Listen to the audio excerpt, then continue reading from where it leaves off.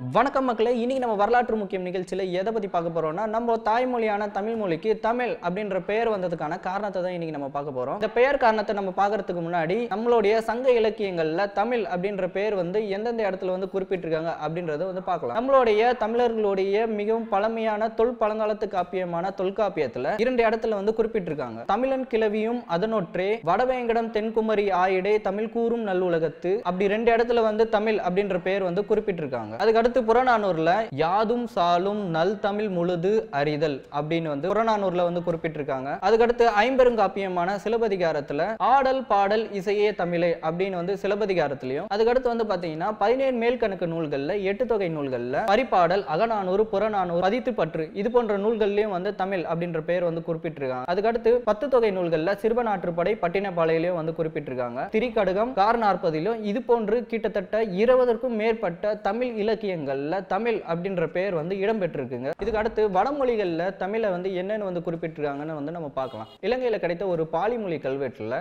தமிழா அப்படின்னு வந்து குறிப்பிட்டிருக்காங்க. இது வந்து தமிழன் அப்படின்ற சொல்லதான் வந்து தமிழா அப்படின்னு வந்து குறிப்பிட்டிருக்காங்க. அவங்க ஏன் அப்படி அந்த பெயரை வந்து சொல்றாங்கன்னா, தமிழன் அப்படின்ற சொல்ல வந்து அவங்களால சரியா வந்து உச்சரிக்க முடியாம தாவை வந்து அழித்து டா அப்படின்னு வந்து உச்சரிக்கிறாங்க. அந்த டான்னு உச்சரித்து தான் வந்து தமிழா அப்படின்னு வந்து குறிப்பிட்டிருக்காங்க.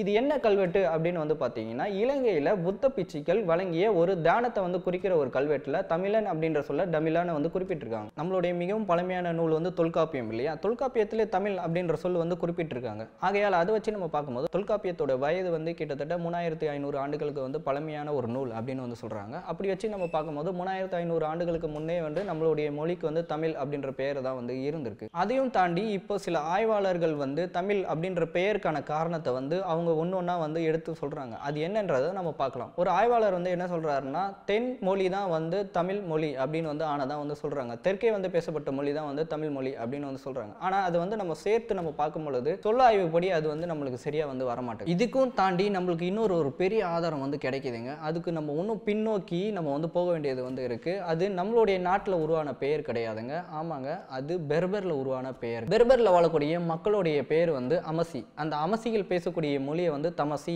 அப்படின்னு வந்து சொல்றாங்க. இந்த தமசி மொழியோட எழுத்துரு வந்து திஃபினா அப்படின்னு வந்து சொல்றாங்க. இந்த பெயர் வந்து நம்ம பார்க்கும் பொழுது இது வந்து இதுக்கும் தமிழுக்கும் வந்து ஒரு பெரிய ஒற்றுமை வந்து இருக்கிறதா வந்து நம்மளுக்கு தெரியுது இல்லையா? பெர்பர்ல வாழக்கூடிய அமசின்ற மக்கள் வந்து இங்க இருந்து பெர்பர்ல வந்து குடியேறின தமிழ் மக்கள் தாங்க. இவங்க வந்து கிட்டத்தட்ட எப்போ வந்து அங்க குடியேறி இருக்காங்க அப்படின்னு வந்து நம்ம பார்க்கும்போது கிட்டத்தட்ட 7500 ஆண்டுகளுக்கு முன்பே வந்து சுமேரியால வந்து குடியேறின மக்கள் தான் அங்க இருந்து காலப்போக்கில் வந்து நிலவழியா பயணம் செய்து வடமேற்கு ஆப்பிரிக்கால பெர்பர்ல வந்து குடியேறிக்கிறதுக்கான வாய்ப்பு இருக்கதா வந்து சில ஆய்வாளர்கள் வந்து சொல்றாங்க. அந்த மக்களுடைய கடவுள் வந்து அமுனா இருந்தாலும் சரி, இப்போ சுமேரியால வந்து இருக்கிற அமோஸ் அப்படின்ற கடவுளா இருந்தாலும் சரி, இது எல்லாமே வந்து நம்ம தமிழ் கடவுளோட நிறைய ஒற்றுமைகள் தான் வந்து காணப்படுது. இதை பற்றின ஒரு விரிவான காணொலியை வந்து நம்ம பிறகு வந்து பார்ப்போம். அதுக்கு முன்னாடி இந்த தமிழ்ன்ற பெயர் வந்ததுக்கு காரணத்தை மட்டும் நம்ம வந்து பார்க்கலாம். இப்போ சுமேரியால இருந்து தான் வந்து பெர்பர்ல மக்கள் வந்து குடியேறினதா வந்து நான் சொன்னேன் இல்லையா? சுமேரியால வாழக்கூடிய மக்களுடைய முதன்மையான கடவுள் வந்து தமோஸ் அப்படின்னு வந்து நான் சொன்னேன் இல்லையா? இந்த தமோஸ் அப்படின்ற பெயர் எப்படி உருவாச்சு அப்படின்றத நம்ம பார்க்கலாம். தமோஸ் அப்படிங்கிறது துமுசித் அப்படின்ற பெயர்ல இருந்து வந்ததா வந்து சொல்றாங்க. துமுசித் அப்படின்ற பெயரை வந்து நம்ம சொல்ல ஆய்வுக்கு வந்து உட்பட்டோம்னா புதுசித்தன் அப்படின்ற சொல் தான் வந்து துமுசித் அப்படின்னு வந்து மாறி அதுக்கு அடுத்து தமுஸ் அப்படின்ற பெயரா வந்து மாறி இருக்கு. இந்த தமுஸ் என்ற கடவுள் யாரா இருக்கும் அப்படின்றது வந்து நம்ம பார்த்தோம்னா நம்மளுடைய தமிழ் கடவுளுடைய முருகர் தாங்க தமுஸ். உங்களுக்கு வியப்பா இருக்குல்ல? ஆமாங்க, நம்மளுடைய தமிழ் கடவுளாகிய முருகனை வந்து கிட்டத்தட்ட 31க்கும் மேற்பட்ட நாகரிகங்கள்ல கடவுளா வந்து இன்னமும் வந்து வழிபட்டு இருக்காங்க. அதுல ஒண்ணுதாங்க இந்த சுமேரியன் கடவுளாகிய தமுஸ். இந்த சுமேரியாவில் வாழ்ற மக்கள் வந்து எங்க இருந்து வந்திருப்பாங்க அப்படின்னு வந்து பாத்தீங்கன்னா, அவங்களுடைய தரவுகள், அவங்களுடைய வழிபாடு, அவங்களுடைய கலாச்சாரங்கள் அனைத்தும் வந்து பார்க்கும் பொழுது மிகவும் வந்து பண்டைய தமிழர்களுடைய வாழ்வியலோட வந்து ஒப்பிட்டு போகுது.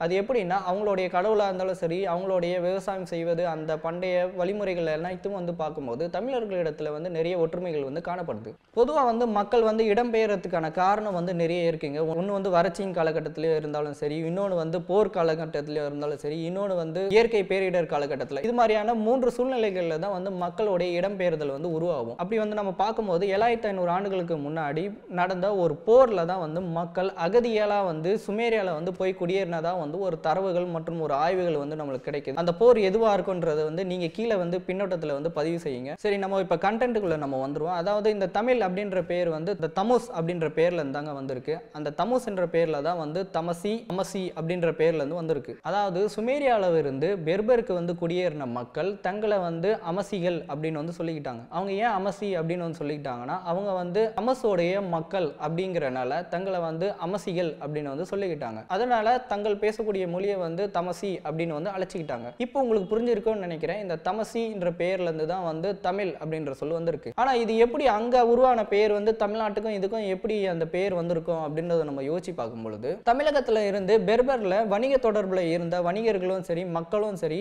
அப்போ அவங்க வந்து பெர்பர்ல வந்து வணிகம் செய்யும் பொழுது அங்க வாழக்கூடிய தமிழர்களை வந்து கண்டறிந்து அவர்கள் வந்து தங்களுடைய மொழி தமசி அப்படின்னு வந்து சொல்றதை வந்து பார்த்து அது வந்து தமிழகத்துல அவங்க திரும்பி கொண்டு வந்து இங்க அந்த மொழிக்கு வந்து அவங்களும் வந்து தமசி அப்படின்ற பேர்ல இருந்து தமிழ் அப்படின்ற பேரை வந்து இங்க தமிழகத்துல வந்து அவங்க சொல்ல ஆரம்பிச்சதுக்கான வாய்ப்புகள் வந்து நிறைய இருக்கு. ஆனா இங்க இருந்த தமிழ் மக்கள் நம்மளுடைய மொழிக்கு வந்து ஏன் அந்த பேர் வந்து வைக்கலன்னா, அப்போ பண்டைய காலத்துல வந்து பாத்தீங்கன்னா வெறும் ஒரே ஒரு மொழி வந்து இருந்தனால அந்த மொழிக்கு வந்து பெயர் வைப்பதற்கான காரணமும் ஒரு தேவையும் வந்து இருக்கல.